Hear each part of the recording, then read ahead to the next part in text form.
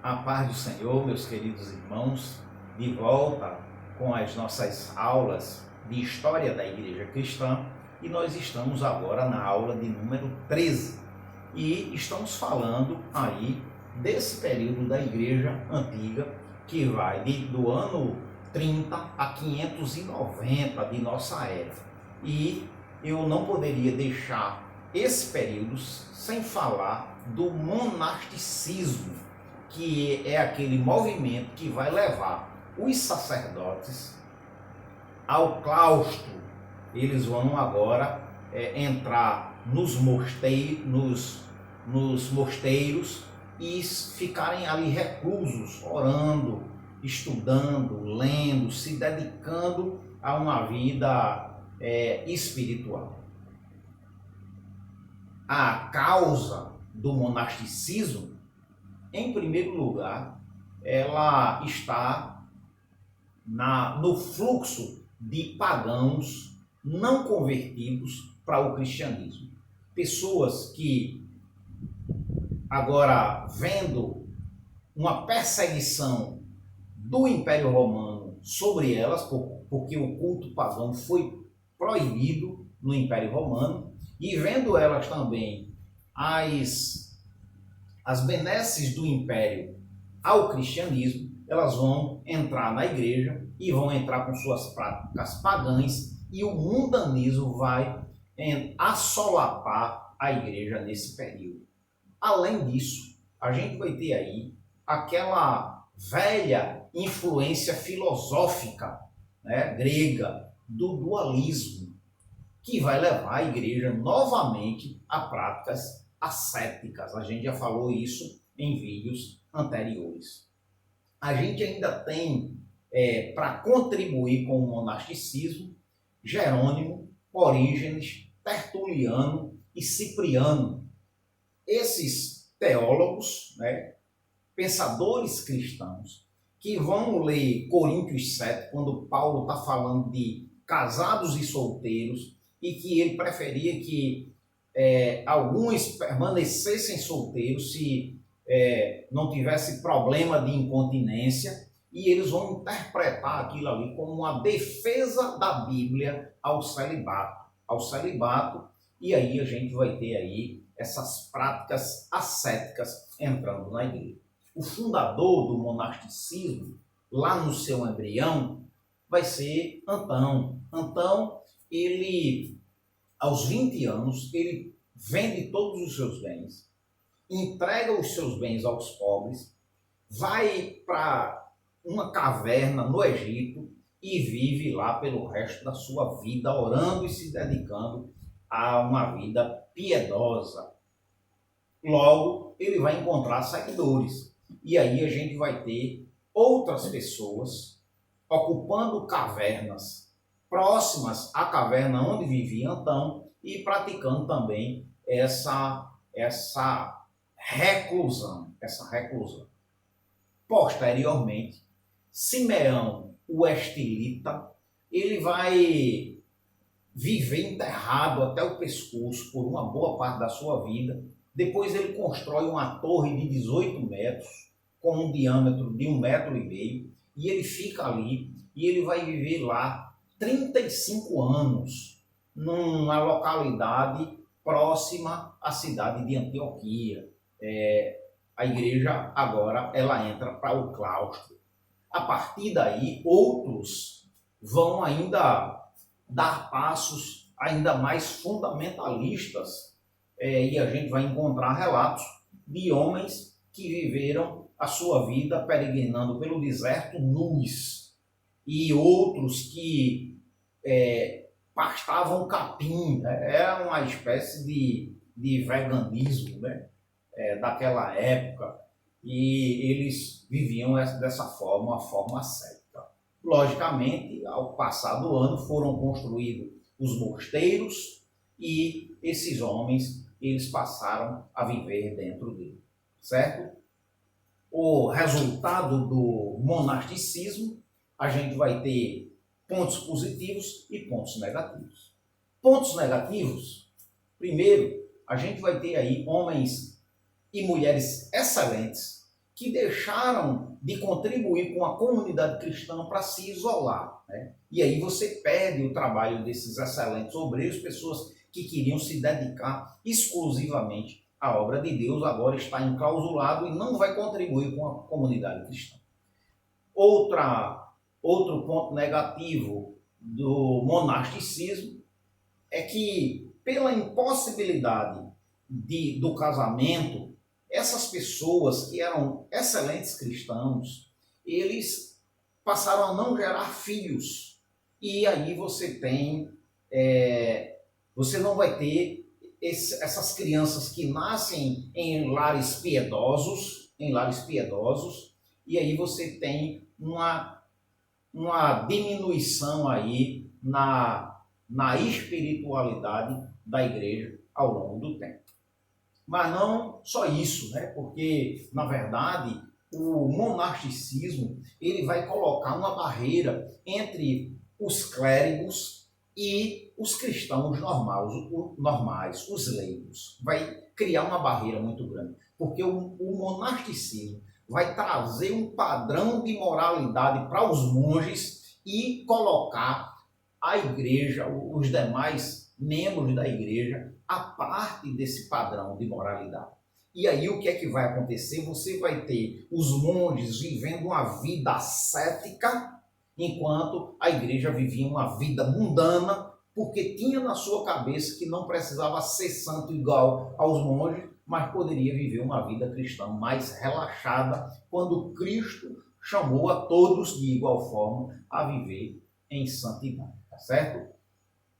Um outro problema do monasticismo é que muitos deles se tornaram orgulhosos, né? Orgulhosos, se acharam mais santos do que os outros e aí caíram verdadeiramente no pecado de Satanás. Pontos positivos, nós podemos nomear aqui o desenvolvimento das cópias dos manuscritos, né? Nos monastérios, aqueles homens tinham tempo para fazer as cópias exatas, fidedignas dos manuscritos. Outra coisa que o claustro trouxe foi que ele veio aprimorar o academicismo. Esses homens viviam estudando muito no claustro, de forma que foi o claustro ou o monasticismo que manteve a erudição na Idade Média. E por último, a gente vai ter aí desenvolvimento de técnicas, principalmente na agricultura, mas na pecuária também, né? Os homens, eles começaram a desenvolver técnicas de drenagem, técnicas de terraplanagem, de melhoria de solo, de plantio, que foram utilizadas pelas pessoas depois que viram que essas técnicas elas estavam dando certo dentro dos mosteiros. Era um período em que eles poderiam, os monges, eles tinham como observar o que estava errando e desenvolvendo técnicas que ajudaram em muito no desenvolvimento da agricultura daquela época. Tá certo? Vamos lá. Encerro com isso o período da igreja antiga e entro na igreja medieval.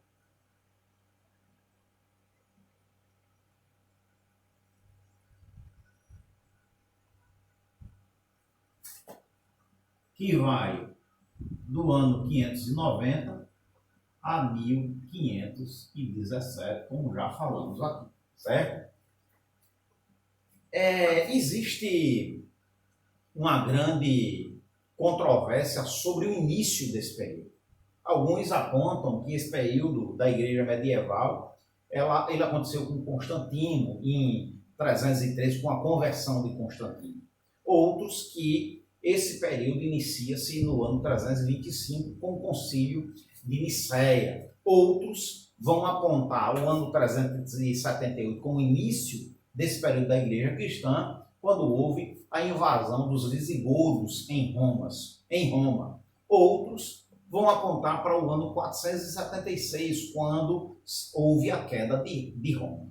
E a divisão clássica da igreja, da história da igreja, vai apontar para 590, com a ascensão de Gregório I ao bispado romano.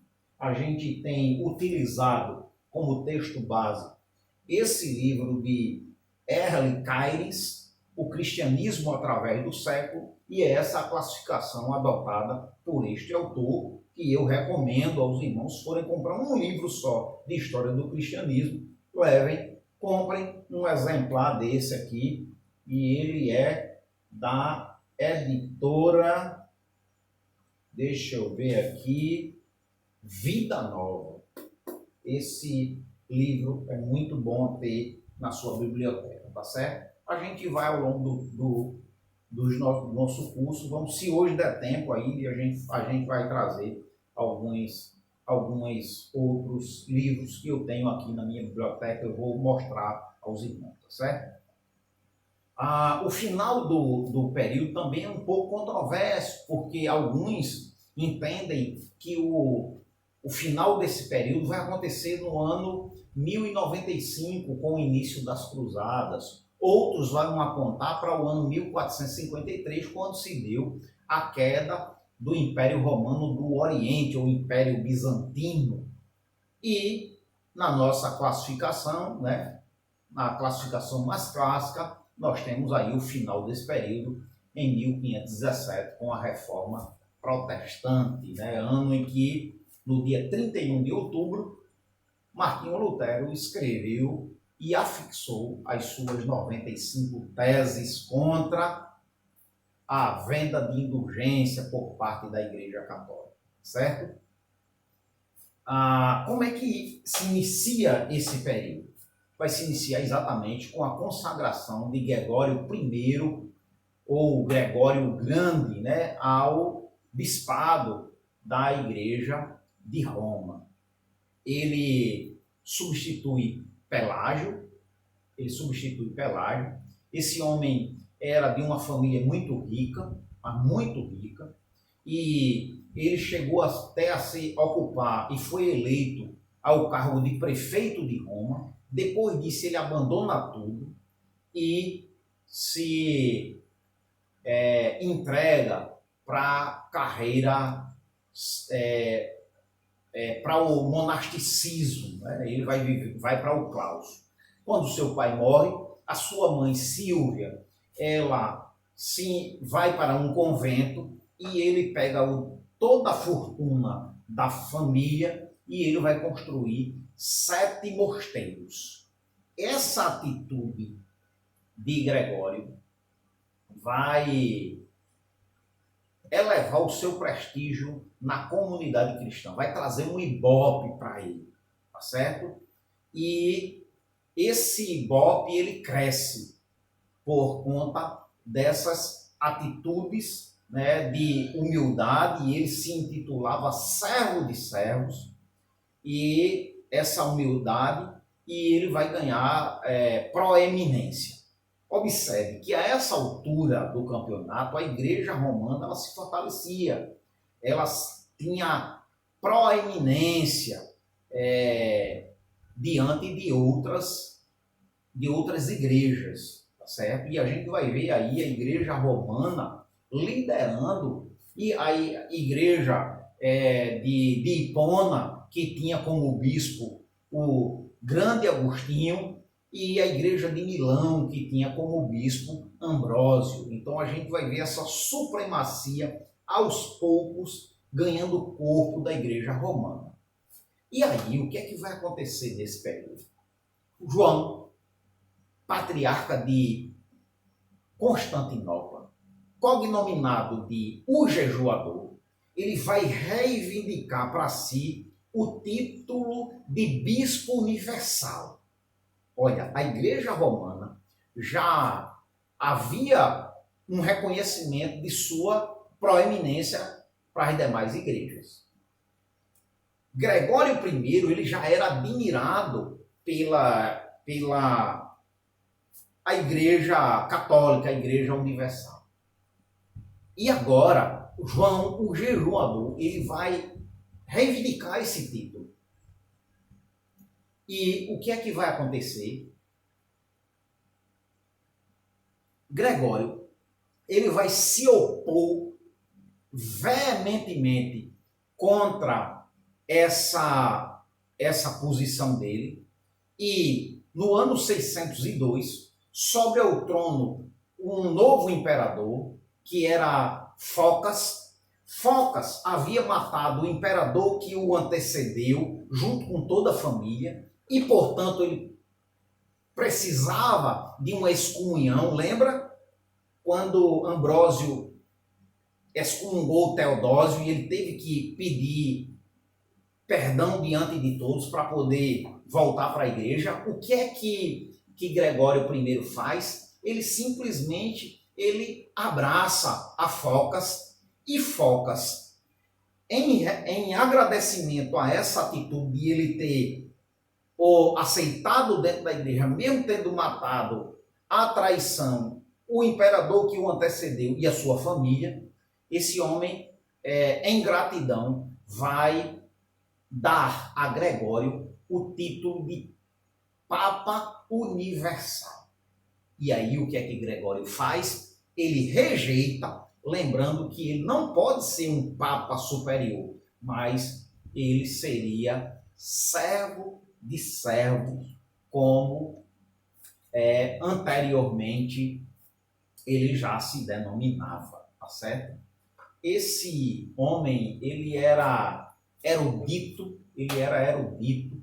ele escreveu livros, e ele estava ali no patamar dos grandes homens da igreja. Comentou o livro de Jó de uma forma. Ele, logicamente, que era bem comum naquela época, era uma interpretação alegórica da Bíblia que ele fazia, mas ele interpretou lá o livro de Jó, fazendo um comentário, e ele tinha tanta proeminência dentro da igreja que ele, quando era retratado ou desenhado, fotografado, era retratado, ele era retratado diante de livros e com a pomba nos seus ombros. E isso simbolizava o Espírito Santo, que falava diretamente aos seus ouvidos.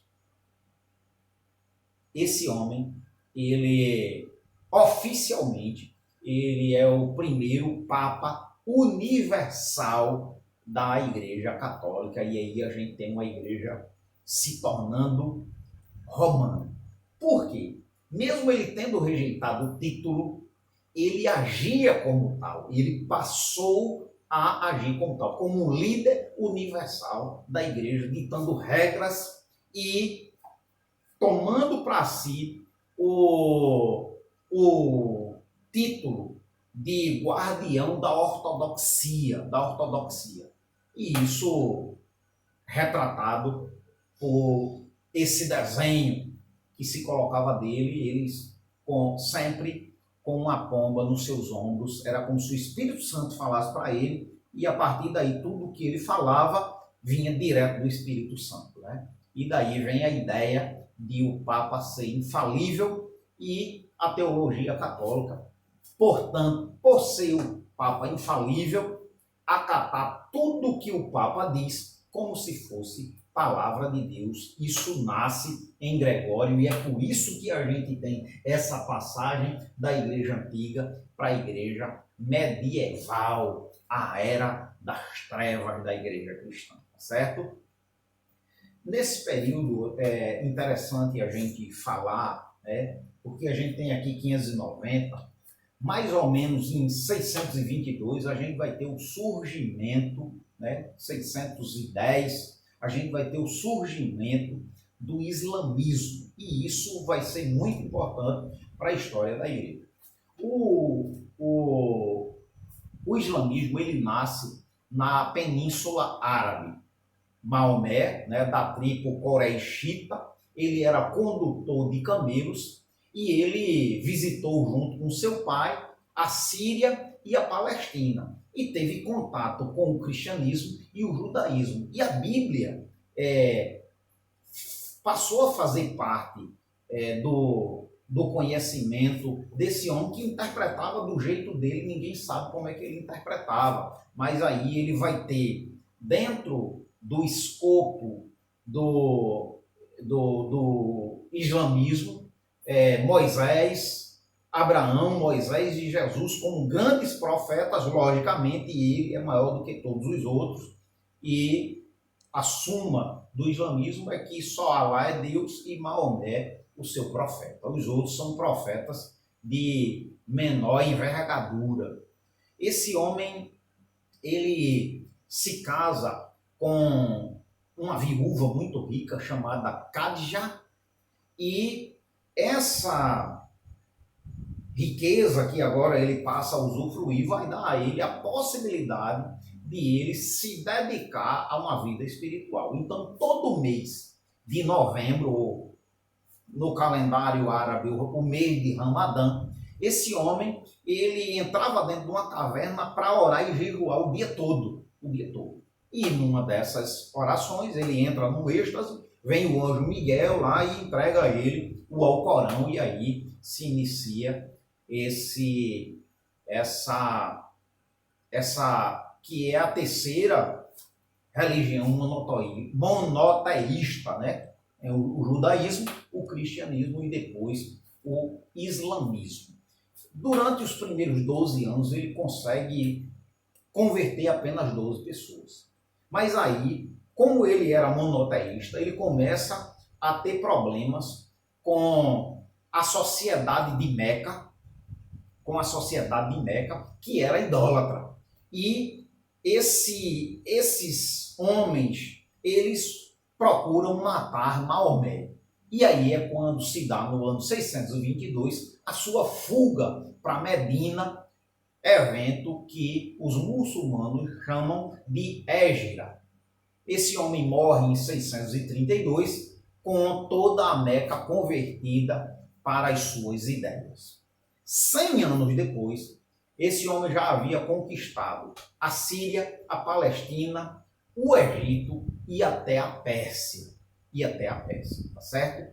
É no ano 640 que ele, em Jerusalém, já convertida ao islamismo, ele vai construir a Mesquita de Omã, que é motivo de briga ainda com os judeus até os dias atuais, aquela que tem a cúpula dourada que a gente vê nas imagens de Jerusalém, né? Nas imagens de Jerusalém. Eles constroem essa mesquita exatamente ali no Domo da Rocha, né? Onde era o Templo de Salomão, tá certo? Os muçulmanos, eles avançam para a Europa e eles vão até a Espanha. Mas quando eles chegam na Espanha, ele vai encontrar agora um domínio do Império Carolígio, e quem vai estar lá comandando o Império Carolígio é exatamente Carlos Martelo, que impõe no ano 730 uma derrota aos muçulmanos e um avanço do muçulmanismo para a Europa, ok? Esses muçulmanos, eles recuam, eles vão para a Babilônia, eles têm contato com a filosofia grega e a partir dali, a partir do ano 750, ele vai construir uma grande civilização árabe exatamente na cidade de Bagdá, ok? Ainda sobre esse período, que é interessante a gente relatar, e aí eu estou falando do primeiro período da Igreja Medieval, letra A, que é a Igreja no início da Idade Média. E aí eu tenho do ano 590 a 1073, tá certo? Como ainda eu tenho nesse período aí, como atividades importantes, a gente vai falar ainda de outras mais para frente, as atividades missionárias que levaram o evangelho para as Ilhas Britânicas, né, a Escócia, a Irlanda e País de Gales, que levou o Evangelho à Alemanha, que depois leva aos Países Baixos e vale registrar que a igreja gastou muita energia para evitar o avanço dos muçulmanos que tentavam, a partir de Jerusalém, conquistar Constantinopla, capital do Império Bizantino, tá certo? A gente ainda queria falar aqui sobre essa formação do Império Ocidental. Veja, 476 Roma cai e agora vai haver uma formação do Império Ocidental. Primeiro com a dinastia merovingia, né, quando Clovis unifica os francos, né, onde está a região da França, e ali ele faz um grande império. E aí depois do Império Merovingio vem a dinastia carolíngia, né, com Carlos Martelo, né, que venceu a Batalha de Tours e derrubou os muçulmanos, expulsou os muçulmanos da Espanha. Logo depois dele, Pepino sobe ao trono e depois de Pepino, Carlos Magno, né, ele sobe ao trono no ano 768. A essa altura, o Império Carolíngio ele abrange a região da Alemanha, da França, da Espanha e parte da Itália e parte do leste europeu.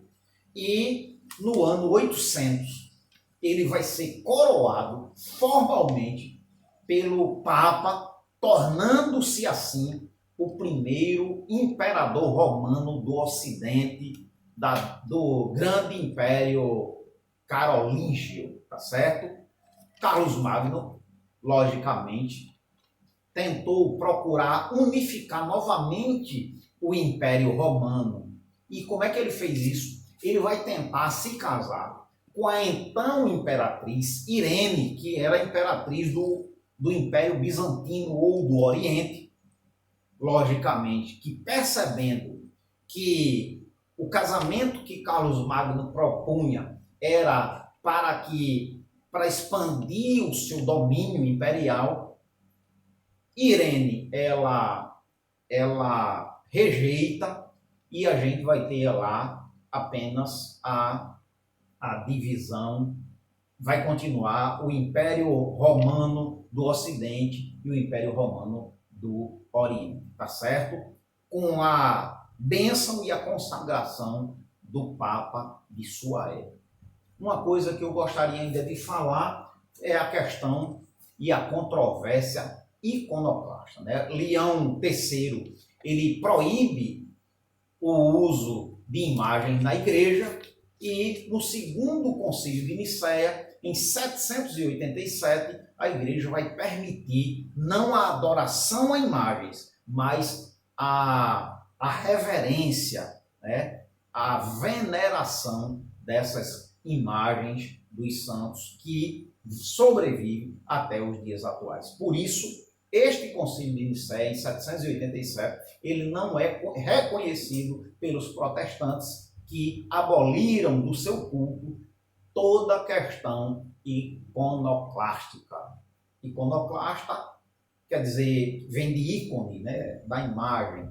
E isso que eu tenho a dizer. A gente vai ficar por aqui, porque o meu tempo já está acabando, minha assessora já está dizendo ali que já estou no tempo. A gente vai dar uma parada agora e vamos continuar logo mais com a história da Igreja Cristã, se assim o Senhor nos permitir. Que Deus te abençoe, em nome de Jesus.